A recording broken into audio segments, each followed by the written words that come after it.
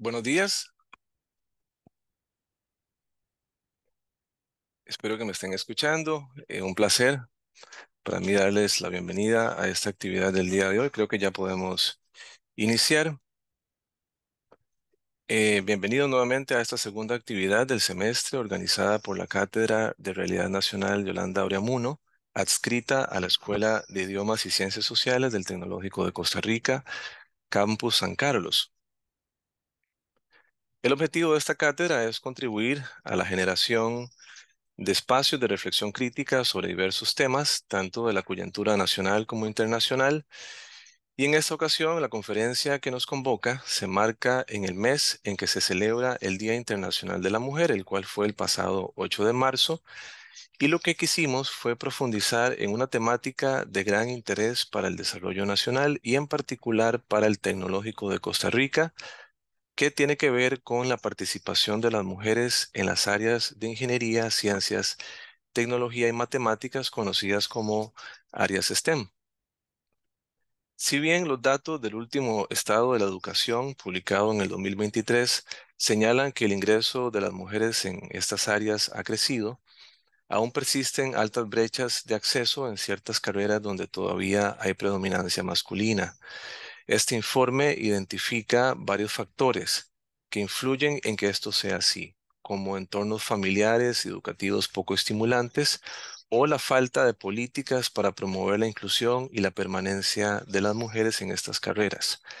Pero para conocer con más profundidad sobre este tema y mostrar evidencias que permitan reconocer las principales brechas de género en las carreras STEM en el sistema universitario costarricense, hemos invitado a alguien que cuenta con los datos sobre este asunto.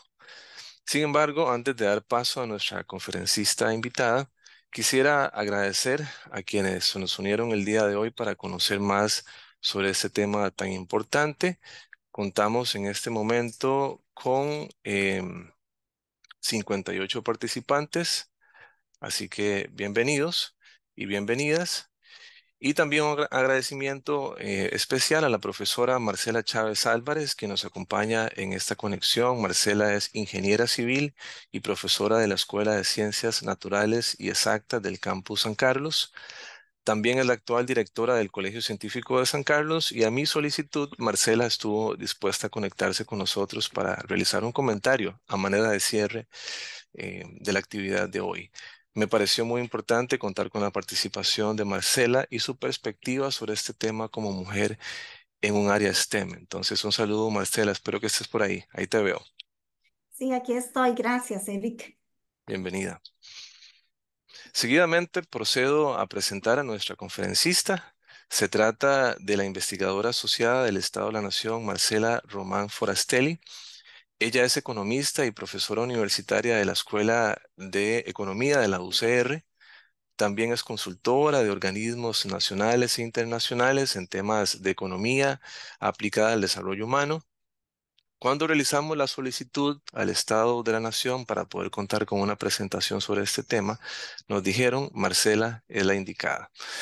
Gracias, por cierto, también a Lene Méndez Solano, quien sirvió como contacto eh, para en el Estado de la Nación para poder concretar esta actividad. En este momento le damos la palabra a doña Marcela Román Forastelli, a quien le expresamos nuevamente nuestro más sincero agradecimiento por estar acá. Le recuerdo también que pueden realizar sus preguntas a través del chat de Zoom y Facebook. Pues al final contaremos también con un espacio para esto. Doña Marcela, bienvenida, ¿cómo le va? Y adelante. Muy buenos días, muchísimas gracias, Eric. Es un gran placer estar con ustedes otra vez. Saludos a mi tocaya, que voy a tener el honor que haga unos comentarios al final y encantada de tener a tantas personas que nos van a escuchar en esta actividad.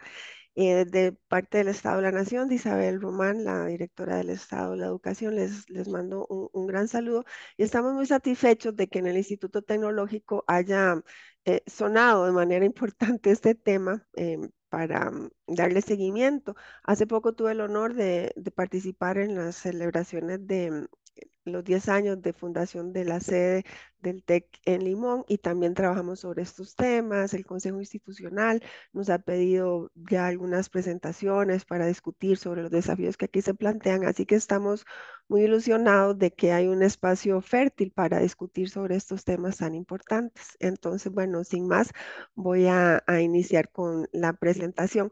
¿Me confirman, por favor, si se ve bien la pantalla? Sí se ve, Marcela, todo bien. Perfecto. Bueno, entonces arrancamos.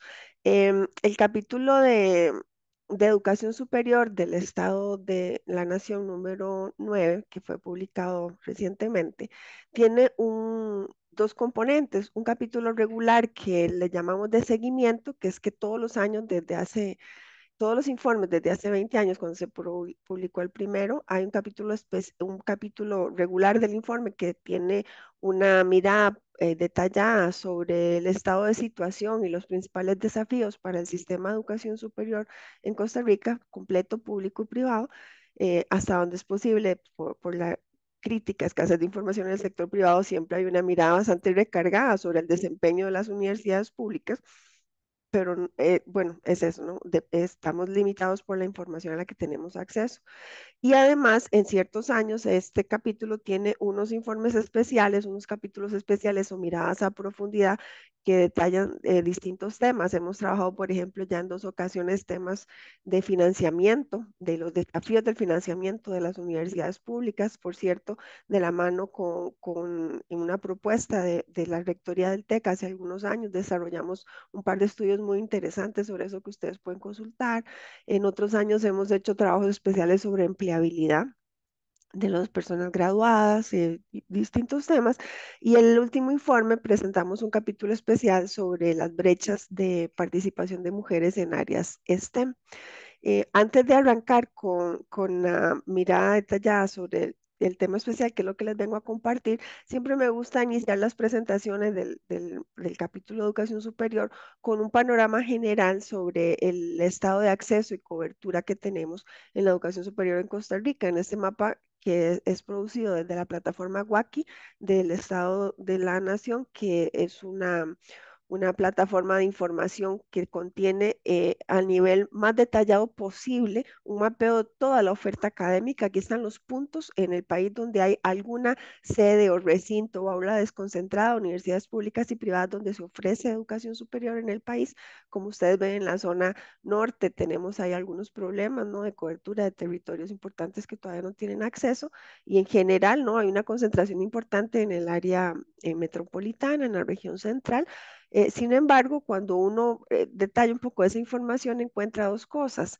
em, que, que en todos los cantones de más bajo desarrollo humano, solamente hay presencia de universidades públicas o si hay de ambos sectores, públicos y privados, fue siempre una universidad pública la que abrió, digamos, la cobertura en el territorio, fundó una oportunidad educativa en el territorio y luego tal vez otras universidades públicas y privadas se unieron, digamos, a las ofertas. Y la otra cosa que uno puede mirar es que eh, hay cobertura de la educación privada bastante repartida ya en el territorio, ¿no? En el país. Tenemos en Costa Rica 63 universidades, bueno, 64, porque después de que publicamos el informe, el CONESUB, de una manera que todavía no podemos explicar muy bien cómo, pero esperamos poderlo hacer en el próximo informe, aprobó una cosa que se llama algo así como la Universidad de la Medicina Tradicional China, que sería la universidad número 64 del país. Em, pero bueno, hasta que presentamos este informe había 63 universidades, 5 universidades públicas, 5 internacionales y todas las demás privadas. Tenemos 202 sedes y recintos universitarios en todo el territorio nacional y las universidades públicas aportamos el 37% de esos puntos en el territorio donde hay alguna oferta académica disponible. Hay alrededor de 868 carreras o programas de grado. No es exactamente programas, ustedes seguramente conocen la definición que hace la OPES de CONARE de oportunidades educativas. Ese es el número al que hace referencia este dato. Y el 47% de toda la oferta a nivel de grado es provisto por las 5 universidades públicas, alrededor de 468 programas de posgrado y de esos casi el 62% está en nuestras universidades públicas.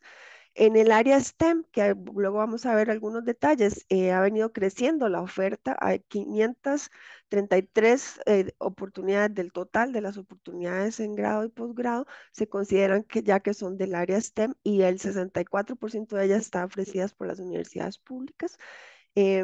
La cobertura de programas y carreras que han sido acreditadas en el SINAES es todavía bastante reducida.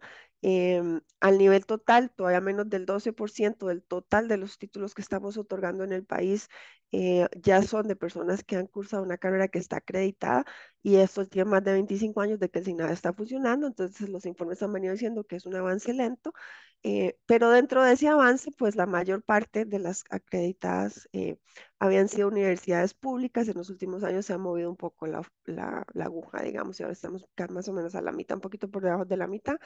En este momento tenemos en la matrícula de este primer semestre, cuatrimestre de ciclo lectivo del 2024, tenemos alrededor de 128,000 estudiantes en las universidades públicas.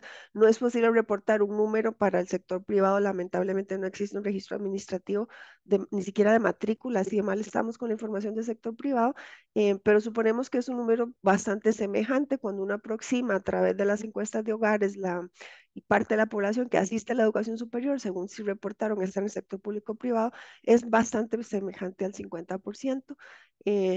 Las universidades públicas, a pesar de que somos algo así como la mitad de la matrícula, estamos dando como 3 de cada 10 títulos que se otorgan en la educación superior, con algunas variaciones importantes en los últimos años, después de un periodo de gran expansión de la oferta, tanto la creación de universidades como de carreras, como la entrega de títulos en el sector privado. A partir del año 2014 ha habido una desaceleración muy importante en la entrega de títulos. De hecho, empezó como una desaceleración y terminó siendo en los últimos años una reducción en números absolutos en la cantidad de títulos que se entrega al sector privado. Ahora les voy a mostrar algunos datos y en este momento, pues más o menos el 32%, 33% de los títulos en grado se ofrecen en el sector público y alguna cosa semejante como el 33% también de los títulos de posgrado.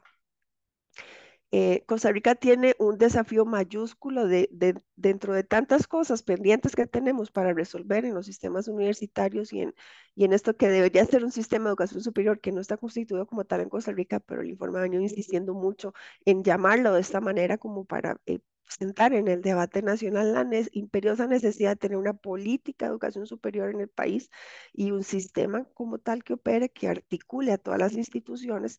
em, s- Hay muchos desafíos, pero los informes del Estado de Educación han sido muy, muy em, insistentes en mencionar el desafío de la cobertura, de la baja cobertura, como el más relevante. Tenemos en Costa Rica hoy solamente a 3 de cada 10 personas adultas jóvenes de 25 a 34 años que asisten, que tiene grado universitario. Esto es un porcentaje sumamente bajo, como ustedes ven en el gráfico en pantalla, en la curva azul superior.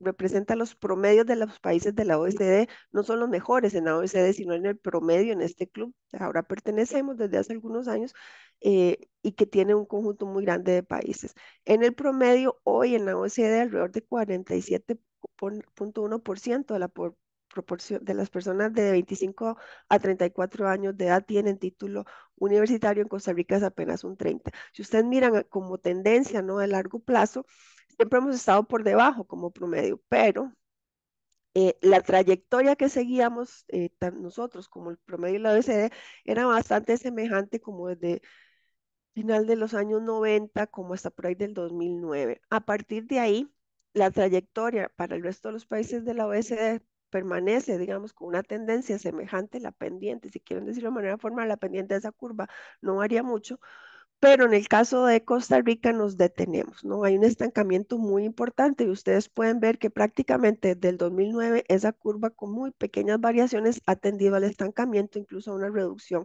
en el último momento en que estaba la medición. Esto es un desafío muy grande, no tanto si nos comparamos nosotros mismos a largo plazo, ¿no?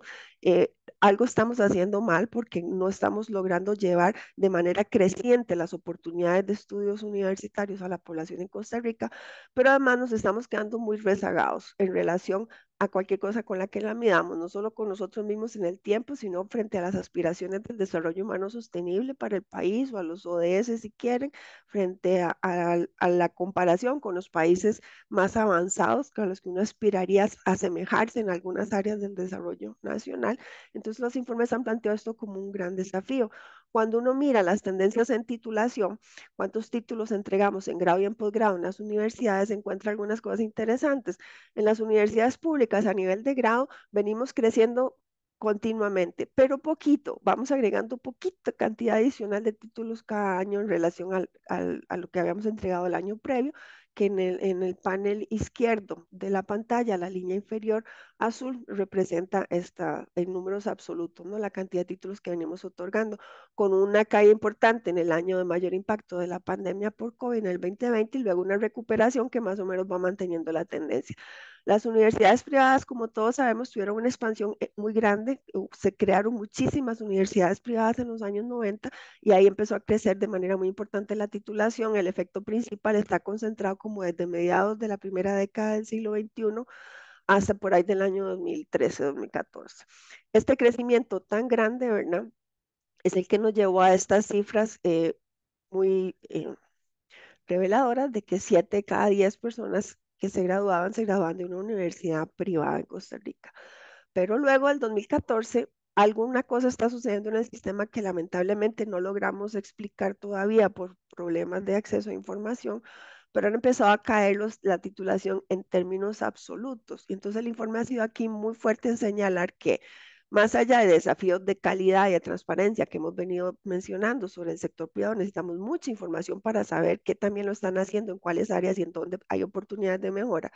La verdad es que sin ese aporte tan importante que han hecho a la titulación, nuestras estadísticas de cobertura, ¿no? De población adulta joven con grado universitario serían todavía mucho más pequeños de los pequeños que ya son. Entonces, esto es una llamada de atención muy grande para Costa Rica. En el sector público seguimos creciendo en titulación a pasitos lentos, para decirlo de alguna manera, y en el sector privado se está contrayendo, es decir, uno no espera que las brechas de cobertura en relación a los promedios de la OECD vayan por buen camino en los próximos años, y aquí hay una llamada de atención muy importante. Si uno lo ve desde el lado de posgrado, que es el panel derecho en el gráfico, uno encuentra que las tendencias se parecían bastante a grado, ¿no? Una expansión importante durante el final de los 90 y toda la primera década del siglo XXI para las universidades privadas y luego un estancamiento. Y en las universidades públicas, la verdad es que ni siquiera venimos creciendo en cantidad de títulos de posgrado que estamos entregando, estamos bastante estancados, que también ahí hay un desafío importante para mencionar. Bueno, quería mencionar estos algunos datitos así generales de la situación de la educación superior para poner en contexto por qué planteamos el tema especial en el informe anterior de las brechas de género en áreas STEM en Costa Rica. El capítulo tiene una descripción importante de estadísticas, todas las que hay disponibles y otras que fuimos construyendo en el camino para medir brechas de equidad en ciencia y tecnología. Ahí hacemos un uso bien intensivo, por ejemplo, de la plataforma Hipatia de información especializada sobre ciencia y tecnología que tiene el Estado de la Nación, que me imagino que muchos de ustedes la conocen y si no, los invito a explorarla. Y hay cantidad de información relevante para las áreas de ciencia y tecnología, tanto a nivel eh, colegios técnicos como educación para universitaria y superior. Em, usamos una técnica que llamamos perseguimos trayectorias educativas y laborales de mujeres y hombres graduados en áreas de STEM para hacer algunas comparaciones, como somos un país de ingresos medios y bastante pobre inversión en estudios sobre el desempeño de la educación superior. No podemos hacer estudios em, de largo plazo de seguimiento de las poblaciones, no como en otros países. Entonces, lo que hacemos es aplicar una lógica de perseguirlos de manera inversa. O sea, estudiamos la trayectoria laboral no acompañando a una corte de nuevos ingresos de graduados o de ingresos a la universidad en los años, sino que entrevistamos personas graduadas y les pedimos que nos ayudaran a reconstruir su trayectoria en el sistema, en el mundo laboral y en el mundo y en el proceso educativo. Y de ahí les voy a contar los datos interesantes que fuimos recibiendo. Hicimos un sondeo con hombres y mujeres profesionales apoyados con una colaboración con 12 colegios profesionales de Costa Rica para identificar factores asociados a la selección y permanencia de mujeres en áreas STEM. Y luego hicimos una revisión de las políticas, tanto que existen dentro de las universidades públicas, si es que le podemos llamar políticas, para atender las brechas de género, como a nivel nacional, y también hicimos una revisión internacional, ¿no? Como decir, bueno, si estamos un poco atrás en estos datos, ¿qué podríamos hacer para mejorar y tener algunas inspiraciones hacia adelante? Entonces, antes de presentar, ahora sí, de manera resumida, algunos datos relevantes, quiero plantear lo siguiente. El informe introduce la discusión de este tema de la siguiente manera. Dice que resolver las brechas de género en áreas STEM es tanto un imperativo ético como un buen negocio o una necesidad económica. Es un imperativo ético porque ojalá no tuviéramos que seguir justificando a las mujeres, que somos la mitad de la población y que además tenemos amplísima cobertura de tratados internacionales, leyes y políticas en los países que respaldan que como somos la mitad de la población deberíamos de tener la mitad de la representación en cualquier área de la vida nacional. Uno no necesita decir que es el 50% exacto, pero hay, digamos, una convención internacional que uno dice que cuando la participación de las mujeres en política, en empleo, en educación, digamos, distintos cortes de temas que a uno le interesa mirar, es de entre el 40 y el 60%, mira que es relativamente paritaria. Si las mujeres representan menos del 40% en algún área que uno está mirando, uno dice que esas son áreas de predominancia masculina, y si las mujeres representamos más del 60% en el área que estamos observando, decimos que son áreas de predominancia femenina. Entonces, como somos la mitad y tenemos senda legislación y tratados internacionales que dicen que esto es un asunto de derechos humanos, que aquí no hay discusión posible, no es si le gusta o si no le gusta a los países o a las universidades tener políticas concretas para reducir las brechas de equidad, es que es una obligación porque hay un marco jurídico que respalda. Eh, y por el otro lado, sí, aunque a algunos sectores de la población se le puede haber olvidado que esto es un asunto de derechos humanos, la verdad es que también es un problema de necesidad económica. Costa Rica tiene una población ocupada, una fuerza laboral todavía de tamaño reducido, concentrada en niveles de formación medio y bajo. Y entonces, ¿cómo enfrenta todos los desafíos del crecimiento económico, la productividad y la competitividad y para insertarse en las nuevas corrientes, ¿no? De los sectores económicos más dinámicos asociados a la tecnología, la revolución 4.0, ¿verdad? ¿Cómo hacemos con una población que tiene estos niveles de educación que hemos estado repasando? Entonces, los informes del Estado de la Nación desde hace muchos años vienen planteando que para poder aumentar de manera sustancial la cantidad de fuerza laboral disponible con altos niveles de educación, necesitamos una política de empleo femenina, que es la única política de empleo posible. Y ahora les voy a mostrar unos datos por qué. Nosotros tenemos una creciente dependencia de todas las actividades, ¿verdad? Actividades tecnológicas en las actividades humanas. eh, y hay toda una literatura que ha venido respaldando esta idea de que hay ventajas femeninas en el coste de la educación. En general, las mujeres en el sistema educativo tenemos mejores rendimientos que los varones en promedio. Y entonces, ahora van a ver algunas estadísticas que logramos confirmar, digamos, estas cosas que la literatura internacional ha estado presentando. Es decir, mientras más mujeres participan en un curso de cálculo, pues menos altas son las tasas de reprobación, por ejemplo, para ponerlo así de manera sencilla y entender de qué estamos hablando. Entonces, desde el punto de vista económico, Costa Rica, que necesita crecer de manera muy importante en la cantidad, la dinámica, ¿verdad? Y la calidad de su producción, requiere cada vez más mano de obra. Y el problema es que las tasas de participación de los varones en el mercado de trabajo, que es ese grafiquito ahí pequeñito que se ve en el panel derecho, están al tope, digamos. Cuando uno compara a nivel internacional por grupos de edad, los hombres en Costa Rica participan como participan en los países donde ya no hay problemas de participación laboral. Es decir, todos los varones que están en promedio, ¿no? Todos los varones que están en edad de trabajar y quieren trabajar están efectivamente incorporados en el mercado laboral, eh, sin considerar los problemas de desempleo, ¿verdad? Pero digamos como población ocupada.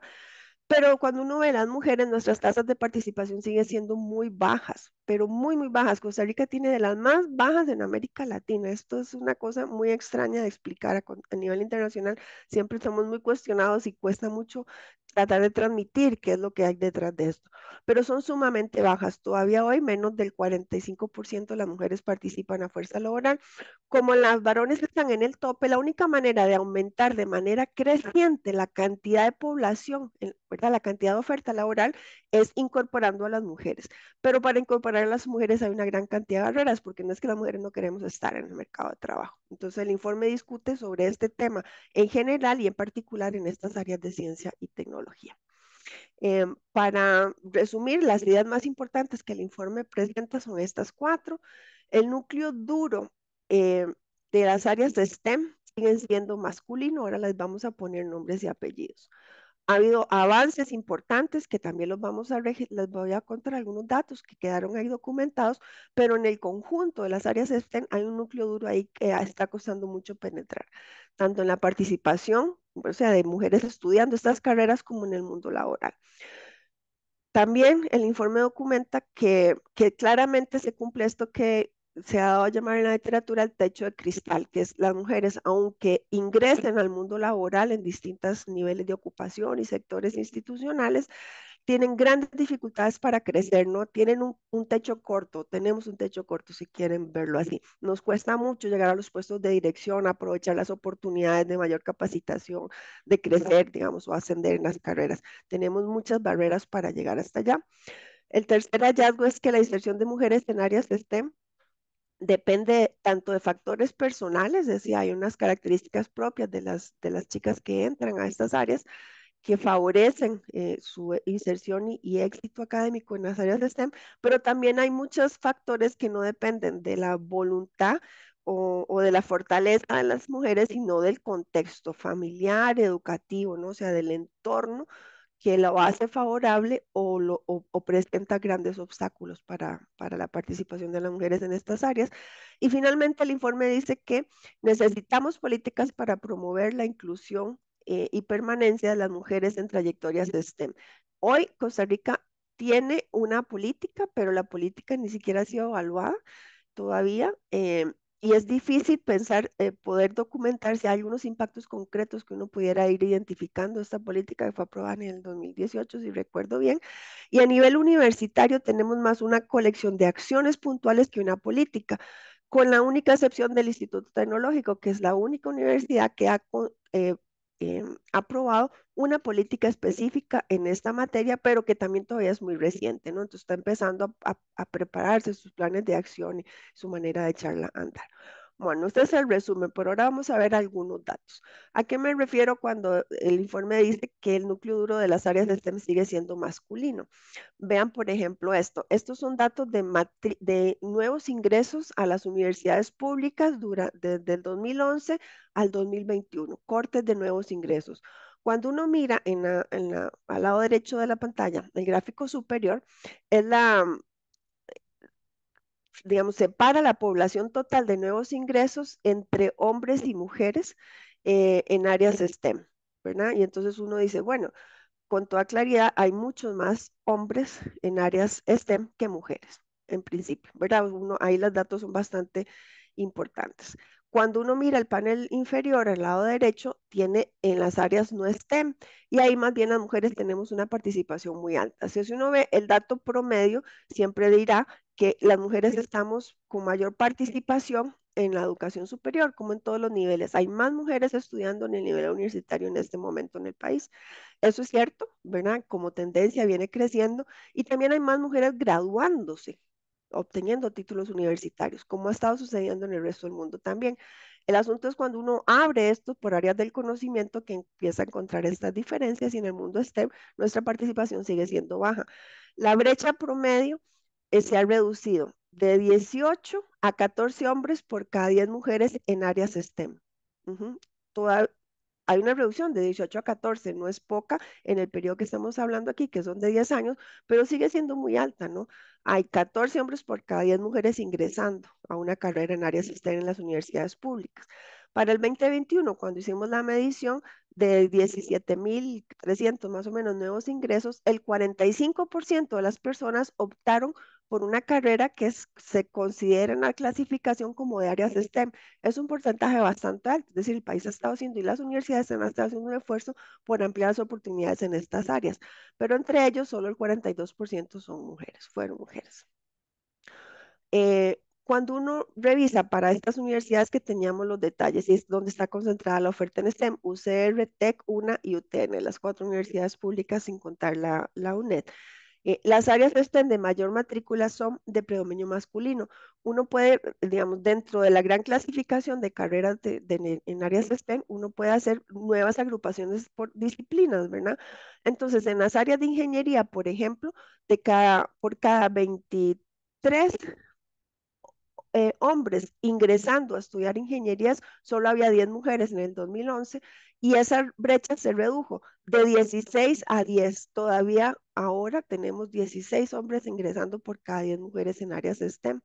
Vean lo que está pasando en computación. Estas son las áreas más duras. Es cuando nosotros decimos las áreas duras parecen impenetrables, nos estamos refiriendo a estas. Algunas áreas en ciencias básicas, especialmente matemática, y física y, y a estas áreas en la parte de tecnología, ¿no? En general las ingenierías, excepto ingeniería industrial, las demás ingenierías y el área de ciencias de la computación, ingenierías y ciencias de la computación. Esta para todo el país, para todas las universidades, sigue siendo el área más dura, es de más difícil penetración de las mujeres. Empezamos con una brecha de 36 hombres por cada 10 mujeres en el 2011 y todavía hoy son casi 30 hombres por cada 10 mujeres en el área de computación. Entonces hay muchas cosas por avanzar. No hay que revisar, decir, es que las mujeres no quieren estudiar en estas áreas o qué barreras hay institucionales, ¿no? O del proceso de formación en etapas previas antes de tomar la decisión de selección de carrera que impiden que más mujeres vayan ingresando.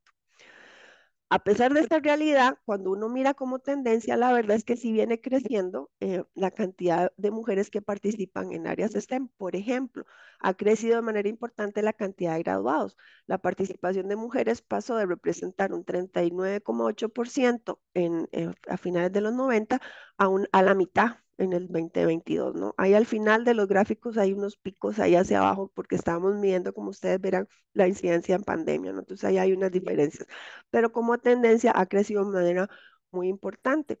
En general, la tasa de graduación de mujeres ha crecido 2,4 puntos porcentuales por encima que la tasa de graduación de los hombres. Por eso hemos ido cerrando brechas.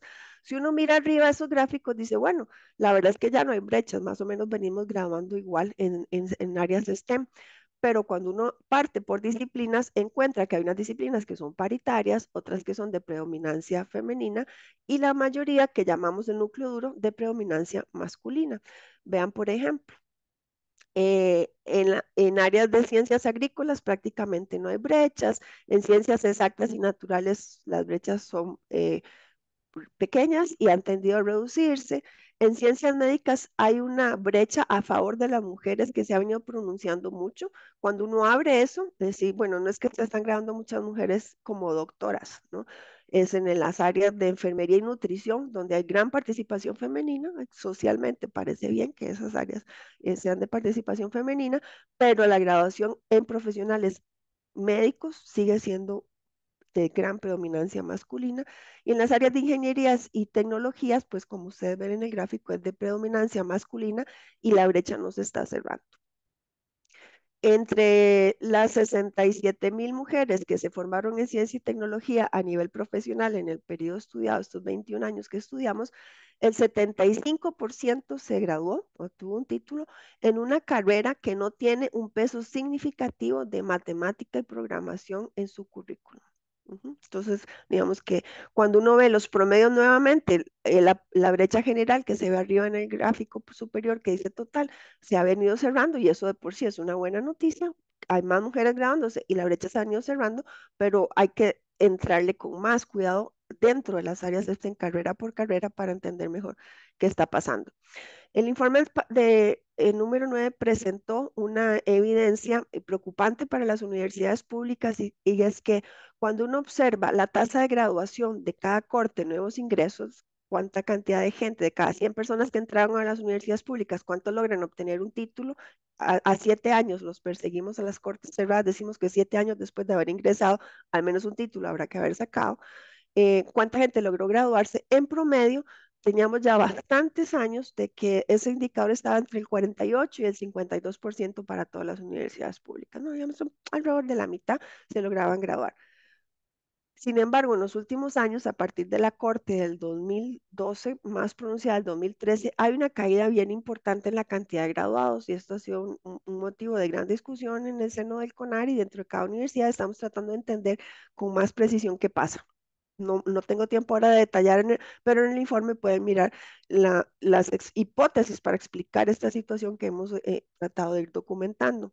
Lo que quiero decir es que dentro de esta noticia, que es muy mala para las universidades públicas y para el país, eh, lo que más ha estado cayendo es la tasa de graduación en áreas STEM y particularmente de mujeres en áreas STEM.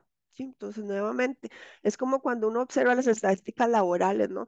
Decimos en economía laboral que las mujeres sufrimos una triple discriminación. Nos cuesta mucho encontrar trabajo. Si encontramos trabajo, nos pagan menos que a los hombres por puestos equivalentes. Y cuando la situación de la economía está mal y crece el desempleo, las primeras que perdemos empleo somos las mujeres. Es una triple discriminación. En el mundo STEM, para el acceso a oportunidades de formación, parece que estamos un poco replicando algunas de estas cosas, ¿no? Hay pocas mujeres que logran penetrar en algunas áreas duras. Nos graduamos en promedio más, pero cuando todo empieza a caer la graduación, también las mujeres están cayendo de manera más pronunciada en su graduación. em, y bueno, y esto son muy malas noticias para un país que necesita aumentar de manera sustancial y en periodos prontos, o sea, en el corto plazo hay que aumentar de manera muy importante la cantidad de personas que tienen título universitario. Ojalá una proporción importante de ellas en estas áreas. Eh, el mercado laboral está fuertemente segmentado en general y en particular en áreas STEM. Si ustedes ven en el panel izquierdo de la pantalla, mostramos las brechas de género según tipo de ocupación y en ocupaciones de ciencia y tecnología que se pueden calificar como de alta empleabilidad, aquellas donde hay mayor presión del mercado de trabajo para conseguir profesionales en áreas de ciencia y tecnología. En general, em, ustedes ven aquí la brecha de alrededor de 20 puntos porcentuales entre hombres y mujeres por tipo de ocupación, ¿verdad? Eh, y el resto de las ocupaciones. Y cuando uno mira en ciencias, cuando separa el dato general entre el resto de las ocupaciones y las que son de ciencia y tecnología, la brecha crece mucho, ¿verdad? Las mujeres menos del 40% y los hombres por encima del 65% en sus tasas de ocupación. Cuando uno recalifica las ocupaciones entre las de alta empleabilidad y las que no, la brecha crece de manera eh, no le vamos a poner adjetivo, muy mal, muy mal. Más de 70 puntos porcentuales de diferencia de la tasa de ocupación de mujeres en carreras de alta empleabilidad por debajo de la de los hombres. Y aquí hay muchos, muchos desafíos que enfrentar. La buena noticia que uno puede decir para matizar un poco esta información es que cuando uno parte a la población que está ocupada por grupos de edad, encuentra que las brechas son más pequeñas mientras más jóvenes sea la población, es decir, alguna situación mejor va a tener en el futuro el mundo de trabajo las mujeres. Pero a este ritmo no vamos a cerrar nunca las brechas, ¿verdad? Es decir, sin una intervención de política pública por crecimiento natural, las brechas nunca se van a cerrar. Eh, sobre el hallazgo de techo de cristal, el informe hace varios ejercicios y le pregunta a las mujeres que están en el mundo del trabajo hasta dónde llegaron y cómo valoran si son equitativas o no las oportunidades para ascender. Y ahí vamos a ver algunas de las respuestas. Y por otro lado, hay un estudio muy interesante que se hizo, hay una ponencia especial que pueden estudiar sobre esto, que persigue trayectorias laborales haciendo un empate de la base nacional de graduados, persona por persona, con el CICERE, con la base de profesionales que tienen trabajo formal y que reportan sus ingresos en la caja, no sus salarios en la caja. Entonces, haciendo un análisis súper detallado de los salarios reportados por profesionales, ahí encontramos que efectivamente hay brechas importantes, ¿verdad? Como sabemos, hay discriminación de género en la brecha salarial, es decir, la diferencia de salarios que reciben hombres y mujeres no se explica por el nivel de educación alcanzado ni por la experiencia profesional, hay otros factores que que están relacionados con discriminación de género para que esas brechas existan. Y cuando uno evalúa en áreas de STEM se encuentra una cosa bien interesante, que es que las brechas persisten, pero son más pequeñas. Es decir, hay poquísimas mujeres que logran ascender, entrar y permanecer y efectivamente desempeñarse en el mundo laboral en áreas STEM. Cuando lo hacen tienen brecha salarial también, pero el tamaño de esa brecha es bastante más pequeño que cuando no estás en áreas STEM. Es decir, aquí hay como una pista para trabajar con las chicas, por cierto, para mi tocaya, en el nivel de formación vocacional, de orientación vocacional, para decirles, miren, hay que ponerle, no es fácil estar aquí, tenemos muchas barreras que superar, pero a las que llegan les va bastante mejor que a las que están en otras áreas. Entonces ahí hay una pista interesante. Entonces el informe, no voy a detallar los datos, pero ahí hay bastante información interesante para compartir sobre esto. Cuando le fuimos a preguntar a hombres y mujeres su percepción de si son equitativas las oportunidades que reciben los profesionales de áreas STEM que ya están insertos en el mercado de trabajo, encontramos unas diferencias bien importantes. En general, los hombres creen que las oportunidades son bastante más equitativas que la percepción que tienen las mujeres. Y la percepción de mujeres y hombres se puede contrastar contra los datos, ¿no? O sea, nosotras tenemos más claro que efectivamente las oportunidades no son equitativas.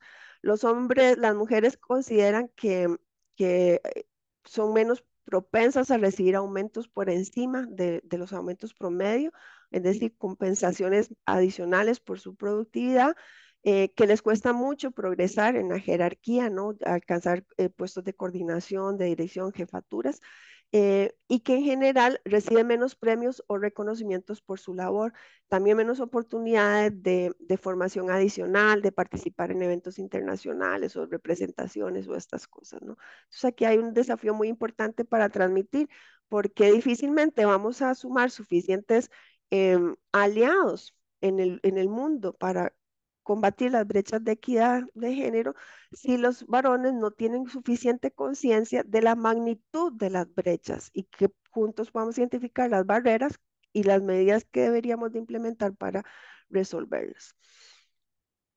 ¿Qué factores están asociados a la mayor o menor probabilidad de que una mujer se inserte en áreas STEM? Siguiendo la literatura internacional en esta materia, aplicamos una cosa que se llama escala ESAGE, que es la escala de agencia y empoderamiento personal, em, y repasamos una enorme cantidad de factores. Algunos le llamamos condiciones base, que tiene que ver con el nivel de ingreso o clase, digamos, socioeconómica que pertenece a la familia, sobre la cantidad de infraestructura y equipamiento que tenían disponible durante su trayectoria educativa, si fueron graduadas de colegio público o privado, donde estudiaron, y si los padres o progenitores tienen nivel universitario o no. Hay otras características que son personales o de autoimagen, que esto es donde se aplica la escala de SAGE, que tienen una autopercepción de tener vocación o facilidad para las áreas STEM. Eh, si, mm, si dentro de la escala se puede valorar una actitud de las personas como más luchadora, ¿verdad? Más persistente frente a desafíos académicos importantes, etcétera. Hay otras áreas que la literatura menciona mucho, que es sobre el entorno, ¿verdad? Es decir, apoyos y ejemplos. Esta cosa de tener a mujeres dentro de formándote como profesoras en las áreas de ciencias y matemáticas desde el colegio, y que los primeros años de ingreso a la universidad haya mujeres dándote los cursos más duros de la carrera, hace una gran diferencia para el éxito de las mujeres en la carrera, no sentirse motivadas de decir, otras la lograron, yo también puedo. Y mayor reconocimiento de pares. Y luego encontramos otros factores interesantes relacionados con el involucramiento de las mujeres que han tenido éxito en su trayectoria profesional en áreas STEM, que habían participado más en proyectos de investigación, habían sido parte de equipos de investigación, habían estado motivadas para trabajar con investigadores, investigadoras de la universidad, ya docentes, participaron en distintos proyectos y tuvieron acceso a publicaciones. Eso también pareció marcar una diferencia. Se hicieron distintos análisis ahí, estadísticos, regresiones probabilísticas y otras cosas, y encontramos cosas interesantes. Por ejemplo, el 63% de las mujeres que se desempeñan hoy en el mundo laboral crecieron en hogares donde al menos uno de sus progenitores tenía nivel universitario. Eh, en las áreas no STEM, un 52% de las mujeres manifestaron que ninguno de sus padres tenía formación STEM. En general, el informe dice que hay una noticia no muy positiva que dar, que es que las enormes desigualdades socioeconómicas que hay en Costa Rica marcan una diferencia muy grande también para el acceso de mujeres en áreas STEM. En general, la probabilidad de estudiar y desempeñarse luego profesionalmente en áreas STEM aumentó mucho cuando venías de hogares de mejores ingresos, si te habías graduado en un colegio privado, si tus padres tenían nivel universitario. Es decir, hay un conjunto de condiciones del contexto, ¿verdad? De familiar y de estudios preuniversitarios que condicionan mucho el ingreso de las mujeres para allá, pero es que en estas condiciones de altos ingresos de padres universitarios y de colegios privados, hay poca gente en el país. Esos son porcentajes chiquitos del total de población en edad que nos interesa que ingresen a las universidades. Por eso es que atacar este fenómeno con política pública es tan necesario. Tenemos que intervenir donde se gradúa más del 80% de la población en secundaria, que es en nuestros colegios públicos. Si no, no vamos a cambiar la aguja nunca. Em, las mujeres que no se dedicaron a áreas STEM profesionalmente, en general crecieron en hogares donde había más reproducción de estereotipos de género en el discurso y también tuvieron menos acceso a docentes que las motivaron a entrarle a los temas científicos y, ¿verdad? En la educación. Eh, el conjunto de análisis que se hicieron nos dicen que hay condiciones facilitadoras para la incorporación de las mujeres en áreas de STEM. Hicimos una modelación de esas condiciones según todos los datos que recopilamos y ustedes van a poder encontrar en el informe eh, de qué depende que las mujeres seleccionen carreras en áreas de STEM, que tengan éxito en la universidad y que su trayectoria laboral, digamos, muestre patrones más interesantes. No tengo tiempo ahora para extenderme en esto. Finalmente revisamos el tema de las políticas y entonces dos cosas aquí. En el nivel universitario propiamente registramos que hay muchas acciones puntuales, muchas de los días y las ferias de mujeres en la ciencia, traemos chicas a las campus para que miren las distintas carreras y pasan un día con nosotros, o llevamos ingenieras o matemáticas o biólogas a los colegios para que den charlas y motiven. Toda esta colección de acciones puntuales son bien importantes, hay que seguirlas haciendo, pero no constituyen una política pública. Y en general encontramos dos cosas. En estas iniciativas de mujeres en la ciencia, mujeres en la ingeniería, son mujeres las que las conducen y mujeres las que hacen todos los programas y las que van a los colegios. Y no estamos logrando incorporar a nuestros pares docentes e investigadores en estos ejercicios. Y mientras no hay una política institucional que defina metas, ¿no? Y obliga a la incorporación de toda la población, es decir, a la discusión en conjunto en el ámbito académico, difícilmente esto va a cambiar. A nivel nacional existe la PICTI, ¿verdad? La política para promover la participación de mujeres en áreas de ciencia y tecnología y en la investigación. Sin embargo, dentro de las políticas universitarias, la única que aprobó una política específica es el TEC, como les decía. Em, y sí existen algunas metas puntuales en el plan, sin embargo, no encontramos que cuando el plan es, digamos, las metas generales se derivan en las acciones puntuales y en los planes institucionales, políticas institucionales de cada universidad, no hay una correspondencia. Entonces, por el momento, lo que se puso en el plan es que es bien importante, sigue siendo como una declaración de buenas intenciones. A esto hay que morderlo, ¿no? Darle músculo, así, desarrollando acciones concretas. Em, y el informe entonces plantea una serie de desafíos para progresar. ¿En qué? Las universidades tenemos una gran responsabilidad de seguir construyendo información y evidencias. Falta mucha cosa por medir y muchos análisis por hacer sobre las barreras que existen, el estado de situación y modelar escenarios, ¿no? De cómo podemos ir progresando en estas áreas. Y ahí, por supuesto, tenemos las universidades toda la capacidad de aportarle al país en estas áreas. Hay que seguir con las medidas de sensibilización dentro y fuera de la comunidad académica, es muy importante. Hay que aumentar la exposición de las mujeres a áreas STEM en general de la población, pero con esta mirada particular de más chicas exponiéndose desde niveles muy tempranos en la escuela a estos temas para entender por qué son importantes, cuáles oportunidades hay y paralelamente irle resolviendo las barreras que existen.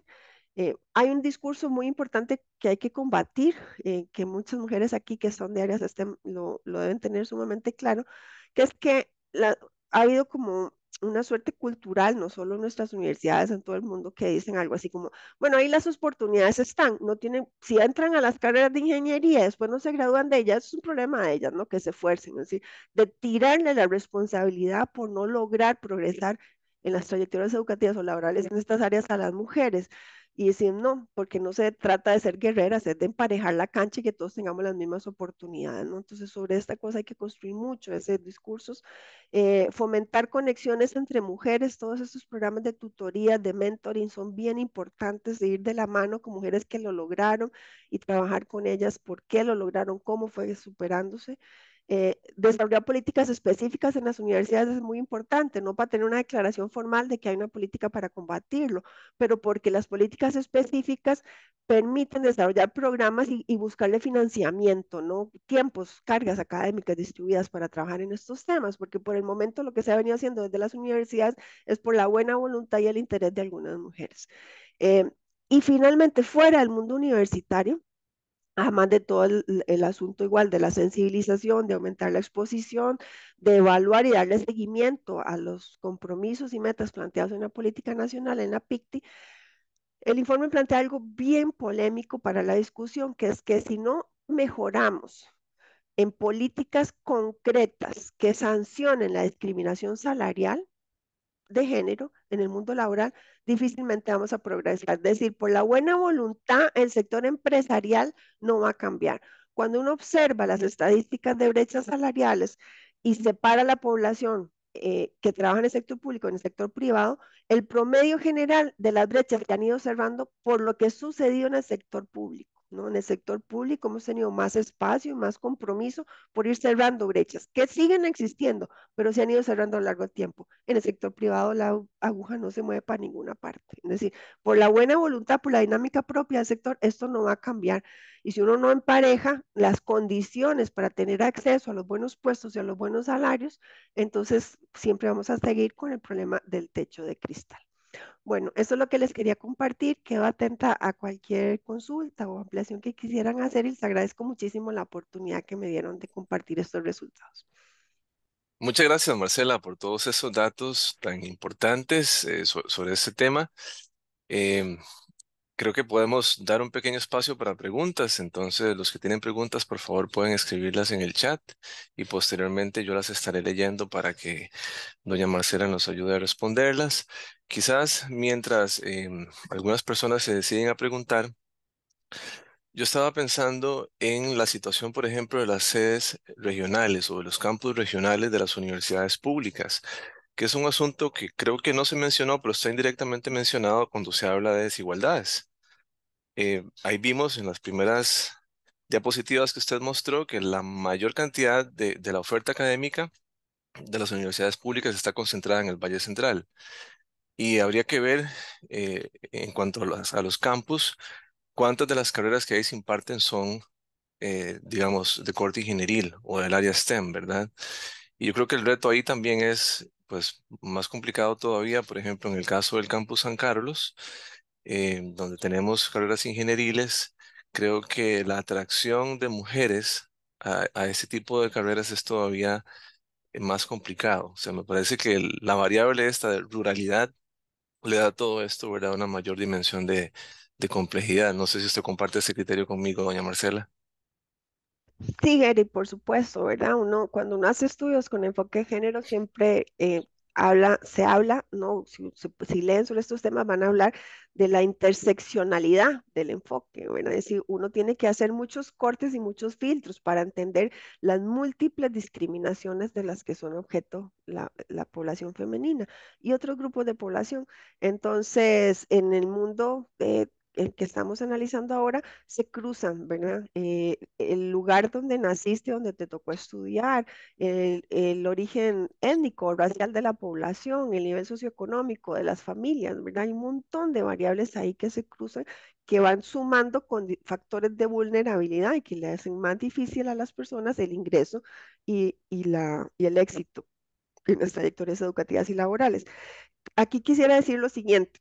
En general, hay varios estudios en la página web del Estado de la Nación, pueden encontrar varios estudios que hemos hecho en los temas de regionalización bien importantes. Los informes han sido bastante eh, vehementes en decir que el modelo de regionalización que hemos venido usando ya hizo aguas y que hay que hacer una revisión profunda. Hemos tenido como 8 intentos a lo largo de los últimos 15 años de hacer cambios en el modelo de regionalización que al final ha venido modificando algunas cosas de las estructuras organizativas que tenemos dentro de las universidades, pero la base, digamos, la sustancia de la manera en que decidimos tener presencia en los territorios y ofrecemos todas las actividades de docencia, investigación, eso prácticamente no ha cambiado.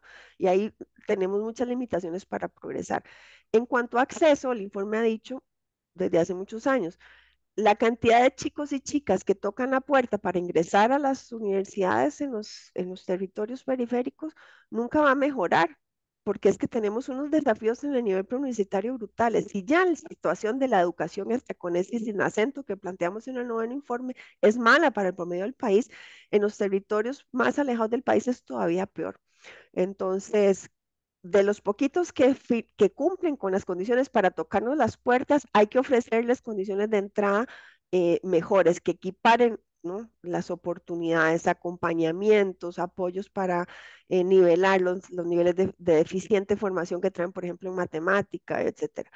Pero además hay que implicarse como sedes universitarias en trabajar con todos los colegios y escuelas del territorio para mejorar la calidad de sus aprendizajes, porque si no, nunca vamos a tener materia prima para poder tener más cupos. Aunque abramos muchos cupos, vamos a terminar haciendo lo que ya hoy está sucediendo, mandando gente del área central que no logró entrar a ingeniería en computación a que estudie con ustedes en San Carlos, ¿verdad? Así que no está mal la movilidad de la gente, pero eso no abrió las oportunidades allá, ¿verdad? Para las personas de origen en el territorio. Claro, sí, definitivamente a ver, es un desafío universitario, pero también es un desafío educativo en general, ¿verdad? Como usted dice, son piezas de primaria, secundaria y si no se atienden esos niveles, pues tampoco se van a lograr los resultados que se quieren. Bien, hay una pregunta de una estudiante que se llama Ariana Cerdas y ella nos dice, buenas, como dijo anteriormente, las estadísticas de las universidades privadas no son muy accesibles, pero quería preguntar si el hecho de graduarse de una universidad privada o pública genera aún mayor diferencia en tema de contratación de mujeres a nivel futuro. Muchas gracias, dice. Muchas gracias, Ariana. Muy importante la pregunta. Lo poco que logramos saber es por la información que recoge el CONARE en la encuesta nacional de seguimiento de personas graduadas de universidades de Costa Rica, que hay varias publicaciones ya y en el Observatorio Laboral de Profesionales que está en OPES, en CONARE, ustedes pueden encontrar mucha información detallada sobre esto. En general, esta información lo que nos dice es que el mercado no está discriminando por lugar de donde uno se gradúa como promedio, ¿no? ¿Verdad? Con algunas diferencias en áreas específicas, ¿verdad? Aquí tenemos los informes del Estado de la Nación en el capítulo de equidad han documentado esto en el pasado y decimos algo así. Nuestro mercado laboral es bastante purete, para decirlo así en buen francés. Es bastante modesto. Como graduamos tan pocos profesionales en el país, pues el mercado no se puede dar el lujo de discriminar, porque lo que sale lo tiene que agarrar. En áreas STEM graduamos tan poquita gente que qué tal que no contraten a una ingeniera eléctrica o a un ingeniero civil o no sé qué, depende de la universidad donde venga. Es que graduamos muy pocos en áreas STEM. Entonces no se pueden dar el lujo de discriminar. Y por otro lado, es un mercado poco sofisticado, ¿verdad? Todavía es un mercado de trabajo poco sofisticado. Y entonces no está haciendo como estas discriminaciones, para decirlo de alguna manera, o discriminación positiva, desde que si uno lo asocia a la calidad. Se ve muy bien, por ejemplo, cuando uno mira si hay diferencia o no de graduarse de una carrera acreditada. Es decir, ¿por qué no crece la cantidad de carreras que se someten a acreditación? Es decir, ¿por qué no hay incentivos? Esas, ¿verdad? Es decir, ¿quién paga? El sector público nuevamente creó unos pequeños incentivos para las carreras de educación, por ejemplo, en servicio civil, pero para el resto del país, de las otras instituciones, no. Y en las demás carreras que no son de educación no hay ningún incentivo. ¿Verdad? Es decir, el mercado no te paga más ni tenés más puntos para graduar, para carrera profesional, ni ninguna cosa por venir al sector público o sector privado. Es un mercado todavía poco sofisticado. Entonces, ahí hace falta mucha más información, más investigación para profundizar sobre esto, pero por el momento parece que no hay mucha diferencia. Al inicio, cuando hace muchos años empezaron a llegar, ¿verdad? Para ir del 90, fue en los 90 cuando llegó Intel y eso, de hecho se desarrollaron los programas especiales de convenios, ¿no? Entre Intel y el Instituto Tecnológico y otras cosas. Ahí parecía que había una diferencia más importante al inicio, ¿no? Pero luego el sector privado empezó a graduar más gente y pues allá van, ¿verdad? Y igual consiguen trabajo. Entonces, de momento no, y es algo que tenemos que aprender a estudiar en el conjunto, es decir, ¿por qué sería distinto o no? Es que ofrecemos algo en calidad que es distinto o no. Entonces ahí hay mucha información y espacio para hacer mayor investigación en el futuro. Todavía no sabemos suficiente. Bien, muchas gracias a Ariana por la pregunta y a doña Marcela por esa respuesta. Tenemos otra pregunta de la profesora Gabriela Amador. Ella empieza agradeciendo su participación tan valiosa y habla sobre los estudios y estadísticas que ustedes tienen, si se trabaja de alguna manera con el Ministerio de Educación Pública para que se realicen acciones concretas con los estudiantes de secundaria que van a ingresar en la universidad y que esto impacte cuando escojan una carrera. Es decir, ¿qué impacto ha tenido esto en la gestión que hace la ministra de Educación actual? Por su rol, perdón, puse lo actual yo. La ministra de Educación, por su rol, debería ser en pro de lograr un equilibrio de género en la educación. Muchas gracias, Gabriela, por sus comentarios y su pregunta. A ver, este capítulo específico que presenté no trabajó sobre estadísticas del sector preuniversitario, excepto en lo que expliqué, que es entrevistando a profesionales, hombres y mujeres que ya trabajan en el mundo laboral. em, Les pedimos que nos ayudaran a reconstruir su paso por la secundaria y también algunas cosas sobre sus entornos familiares, etcétera. Entonces, en este estudio no. El Estado de la Educación tiene capítulos muy detallados sobre el mundo preuniversitario también. De hecho, en el noveno informe hay un capítulo especial también de brechas de género en el nivel preuniversitario que coordinó mi colega Jennifer León, que les invitaría también a leer y ojalá la puedan invitar a Jennifer a presentarles también en el futuro. Y sobre los otros temas más políticos, creo que no es este es el espacio para conversar, pero el informe detalla cuáles son los desafíos, en todos sus niveles, cuáles son los desafíos más importantes eh, que hay que trabajar en todos los niveles para progresar y qué tan cerca o qué tan lejos están las políticas públicas de atender con sus propuestas en estos desafíos. Perfecto, muchas gracias. Seguidamente tenemos una pregunta también de Katia Rodríguez de la Universidad Técnica Nacional. Qué dicha que está con nosotros, Katia. Primeramente, gracias a doña Marcela. Nos dice excelentes aportes y datos para analizar como madre, profesora y como investigadora en este tema de promoción de oportunidad para mujeres y hombres en carreras STEM. Es necesario definitivamente modificar políticas y laborales. Lo que estamos haciendo es una gota en un mar de oportunidades que otras acciones consideradas se pueden realizar dentro de las universidades o comunidades en materia de género. Sí, muchísimas gracias, Katia. Creo que ahí pueden detallar en el informe sugerencias concretas que damos, ¿verdad? Pero nos parece que la más importante es esta, de decir, hay que obligar a que haya una política institucional que fije metas concretas. Bueno, es decir, ¿cuántas mujeres es la meta que participen en áreas STEM, que ingresen a carrera, en todas las carreras, no menos del 40%? Pues hay que meterlo en las metas institucionales, porque si no, ¿cómo las vamos a monitorear?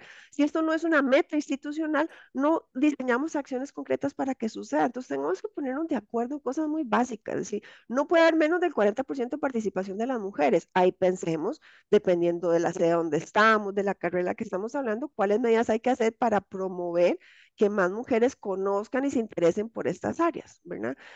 Por ejemplo, esa es una muy concreta, o esta otra de que cómo se constituyen las comisiones de mujeres en la ingeniería, mujeres en la ciencia, o no sé qué decir, pues hay que mirar eso un poco, porque es que hoy solo somos mujeres en esas comisiones, entonces así no vamos a cambiar la cultura institucional frente a estos temas, ¿no? Entonces, es necesario fijar políticas con metas concretas que se puedan evaluar y empezar a construir la evidencia, ¿verdad? De los datos, la evidencia y los análisis para mostrar si estamos progresando o no en estos temas.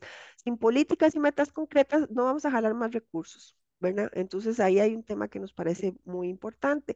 Y nosotros planteamos algunas cosas muy concretas como estas que les digo de las mentorías, ¿verdad? Puede ser que desarrollar un programa específico de mentorías sea una buena idea o documentamos algunas experiencias de como de grupos informales en red, de mujeres que están estudiando en carreras STEM y cómo se dan acompañamiento entre ellas y resuelven problemas, denuncian situaciones de acoso, no sé qué, digamos, sentir estos espacios seguros, convertir el espacio de estudio universitario en un espacio seguro para el desarrollo de las mujeres en general y en particular en estas áreas también parece muy importante. Ahí en el informe hay un listado más grande, pero no lo puedo detallar todo, más bien las invito, Katia, a buscar esa información.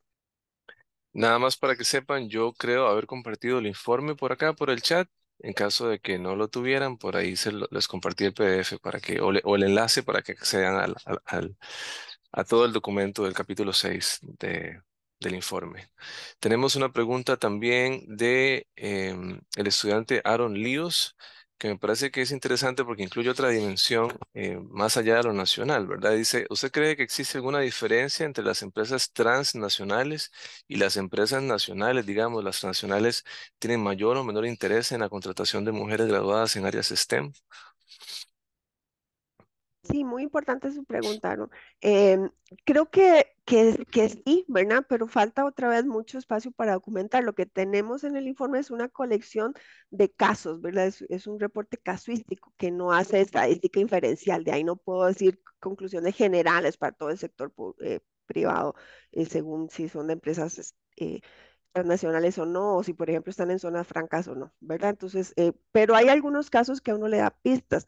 En general, las empresas internacionales o transnacionales tienen políticas, han avanzado más en el desarrollo de políticas concretas. Entonces, en el informe ustedes van a ver una documentación de experiencias en Boston Scientific, en Intel, en HP, no sé, en distintas empresas, digamos, del área de tecnología y en otras, en Amanco y en otras empresas que tienen políticas concretas y entonces ha ido progresando. En las empresas nacionales, ¿verdad? Que no son de esas escalas, no son tan grandes, no hay mucha documentación, hay bastante menos que decir, aunque también hay algunos casos que por ahí quedaron registrados. Yo en principio creo que sí, que la posibilidad de, digamos, la influencia que tienen en políticas públicas en tantos países, ¿verdad? Y regiones distintas, la escala que las empresas tienen, les ha permitido interesarse en temas adicionales, buscan certificaciones internacionales, por ejemplo, en estos temas, ¿no? Espacios libres de violencia, etcétera. Entonces los han ido moviendo a tener políticas más concretas. El asunto es cómo convertir a este tema en una iniciativa en empresas pequeñas y medianas que dominan nuestro parque empresarial, ¿verdad? De qué manera una política pública puede apoyar para que estas cosas sucedan nuevamente, ¿verdad? Hay que pensarlo mejor. Muy bien.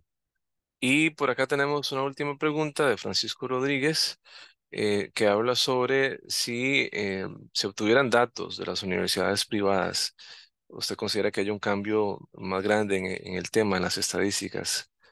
O como ha venido, la cosa es más probable que se mantenga igual. Ujú. Muchas gracias, Francisco. Sí, yo creo que es urgente, es una necesidad urgente. El Estado, los informes hemos venido documentando que había una renuncia del Estado a su potestad fiscalizadora y reguladora en el sector privado que tiene consecuencias perversas. Entre Ujú. otras, por ejemplo, Costa Rica a nivel internacional sigue sin poder reportar cobertura. Acceso y cobertura, porque no tenemos datos para reportar. Entonces salimos súper mal rankeados en un montón de indicadores a nivel internacional porque ni siquiera logramos reportar algo tan básico como matrícula, ¿verdad? Entonces hay una cosa general, digamos, en general es así. Y luego, por ejemplo, esto que les muestra el grafiquito de titulación, que mostraba que desde el 2014 la cantidad de títulos en términos absolutos que vienen entrando a las universidades privadas va para abajo. ¿Cómo no podemos explicarlo? ¿Verdad? Yo no sé si en Costa Rica, cuando yo digo que hoy las universidades públicas graduamos, si uno le da unos periodos muy, muy largos, así muy, muy generosos a la gente, como hasta 11 años, para ver si logra obtener un título, se vuelve a estabilizar ahí como alrededor del 48% el dato de graduados. Eso es mucho poco, yo solo lo puedo decir de las universidades públicas en el tiempo, porque lo venimos midiendo desde el año 2000, y lo puedo decir en comparación con indicadores internacionales, pero no tengo idea qué pasa con el sector privado acá. Gradúan mucha gente, tenemos esta idea que son, ¿verdad? Que, digamos, esta, voy a decirlo así de manera políticamente incorrecta. Tenemos como este discurso panfletario, ¿verdad? De que es un gran problema de calidad, son unas máquinas de entregar títulos. Es decir, hay algunos indicadores aproximados que uno mira que pareciera que sí, pero yo no lo puedo decir, ¿verdad? Con robustez académica, afirmarlo, porque Ujú. no tengo datos para saber cuáles son sus porcentajes de graduación. Gradúa más gente porque tienen currículos más flexibles, porque son menos estrictos en la calidad, porque la organización de su ciclo lectivo, ellos tienen muchas más semanas de clases al año que nosotros, ¿no? O sea que, entonces, ¿cómo yo atribuyo a qué se debe que gradúe más gente? ¿De veras un problema de calidad o no? Si no lo medimos, nunca vamos a poder avanzar, ¿verdad?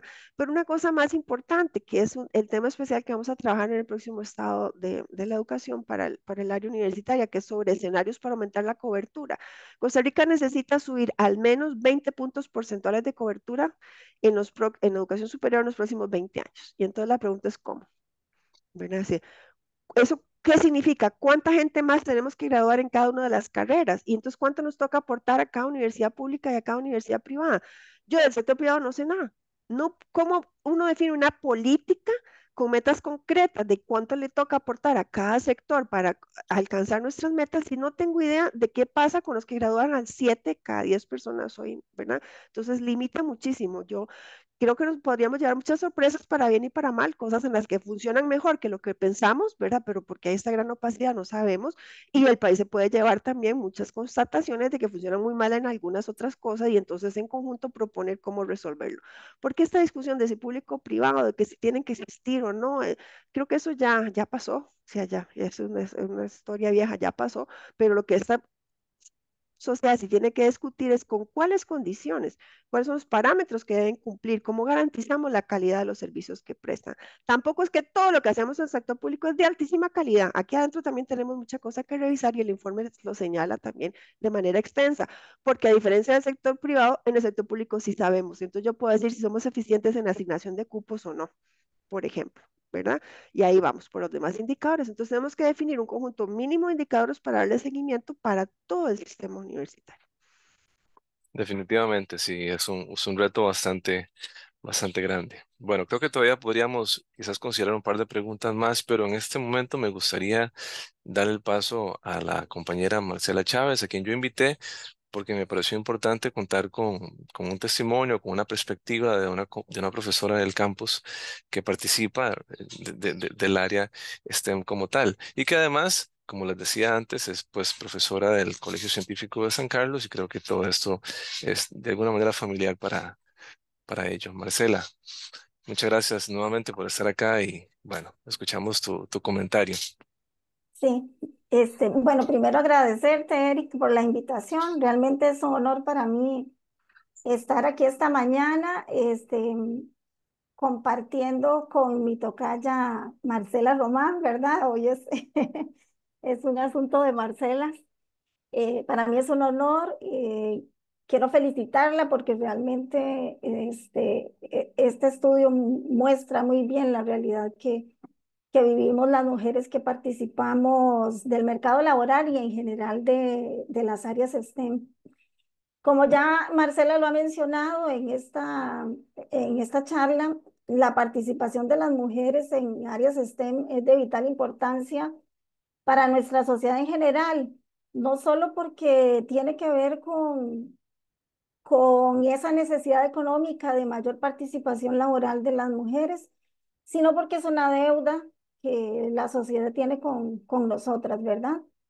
Y a medida que avanzamos hacia un futuro impulsado por innovación y tecnología, pues es necesario reconocer ese papel fundamental que las mujeres juegan al desempeñarse en campos del área STEM. Para nadie es un secreto que las mujeres hemos enfrentado barreras significativas para acceder a carreras en STEM y esas barreras han estado ligadas con estereotipos de género arraigados, ¿verdad? Como que las matemáticas y las ciencias se le dan mejor a los varones que a las mujeres, o que genéticamente venimos diseñados como para que los varones entiendan de mejor manera ciencias y matemática y que las mujeres no estamos genéticamente hechas para eso, ¿verdad? Eh, pero la verdad es que ninguno de esos estereotipos es cierto y estamos en un momento crucial para que hagamos un cambio, para que las mujeres, que a las mujeres se nos abran mayores oportunidades en donde podamos poner eh, nuestra capacidad y nuestra pasión por la ciencia, por la tecnología y por las matemáticas al servicio del país y, por qué no decirlo, de la humanidad. En mi experiencia como ingeniera civil, ¿verdad? Formada en una universidad pública donde también pasé una época difícil, producto de esos estereotipos que se tenían y se tienen hasta hoy, y que comentarios hirientes de profesores, ¿verdad? Como docente universitaria acá en el campus San Carlos, en la Escuela de Ciencias Naturales y Exactas, y como directora del Colegio Científico, he confirmado a través de mi experiencia que la participación de las mujeres en estas áreas, pues le da digamos que un valor agregado muy significativo por varias razones. Primero, porque introduce esa diversidad de pensamiento en los grupos de trabajo, ¿verdad? Aportamos esas perspectivas únicas y diversas a los campos STEM, y eso hace que se enriquezca la creatividad, la innovación y la resolución de problemas. Y esa diversidad de género también promueve el pensamiento crítico y la toma de decisiones más efectiva. Otro aspecto importante es que es talento que se aprovecha, ¿verdad? El hecho de que las mujeres puedan participar en estas áreas significa que hay talento y habilidades que pueden aprovecharse para resolver los problemas que tenemos como país. Em, Se salda esa deuda que tiene la sociedad de igualdad de oportunidades, tanto para mujeres como para hombres. Em, y además se fomenta el crecimiento económico y el desarrollo humano, que son fundamentales para que el país tenga mejores condiciones de vida para sus habitantes. Y bueno, hay soluciones a problemas globales como el cambio climático, como ciberseguridad y otros aspectos importantes en este momento, que son desafíos de la humanidad en la que las mujeres pues podemos, con nuestro conjunto de habilidades y aptitudes, pues poner ahí en práctica esas habilidades para dar solución a esos problemas en conjunto con los varones. Y también quería decir que respecto a el Colegio Científico de San Carlos, que es uno de las 11 sedes que conforman el Sistema Nacional de Colegios Científicos, pues en este ámbito hemos formado en 30 años de existencia a 510 estudiantes jóvenes de esta región, una región rural con bajos índices de desarrollo social, y de esas 510 personas, 56% hombres y 44% mujeres. Entonces nos sentimos muy orgullosos pues de haber contribuido a las vocaciones científicas y tecnológicas en esta zona del país. Por eso decimos que el Colegio Científico de San Carlos es un semillero de vocaciones científicas y tecnológicas, ¿verdad? Aquí alentamos a las chicas a que exploren su creatividad, a que cultiven su ingenio y a que persigan esos sueños que tienen en las áreas STEM. Y también les instamos a que desafíen esas expectativas sociales, a que superen cualquier obstáculo que se le presenten para que encuentren ese camino que las conduzca a la excelencia en estos campos. Como comunidad, creo yo, debemos trabajar juntos para crear un entorno inclusivo y acogedor que fomente esa participación plena y equitativa de las mujeres en el área STEM. Y bueno, eso va a significar que se desafíen los prejuicios, ¿verdad? Y por supuesto, va a significar que se trabaje amplia y duramente para crear esas políticas públicas e institucionales que permitan eliminar las barreras sistemáticas y promover la igualdad de oportunidades en todos los niveles de la educación y de la industria también. Yo aquí creo que es importantísimo, por la experiencia que tengo en el colegio científico, de recibir estudiantes de una región en donde los niveles socioeconómicos son bajos, ¿verdad? Pero primordialmente son jóvenes que vienen de colegios públicos que no cumplen la premisa de la que nos hablaba Marcela, de que son estudiantes provenientes de colegios privados que también tienen padres que nunca, que no cursaron educación universitaria, que inclusive algunos solo han cursado educación primaria, ¿verdad? Es importante tomar conciencia de que esos estereotipos que nos atan, esos estereotipos de género, comienzan a derrumbarse en casa y en la escuela, sobre todo en los primeros años de formación escolar, como son preescolar, ¿verdad? Ahí es donde debemos empezar con ese trabajo de mostrarle a las niñas y a los niños que podemos desarrollarnos en cualquier área en la que nos sintamos plenos y felices. Y desechar esas ideas de que las matemáticas y las ciencias, la tecnología son para niños y las otras carreras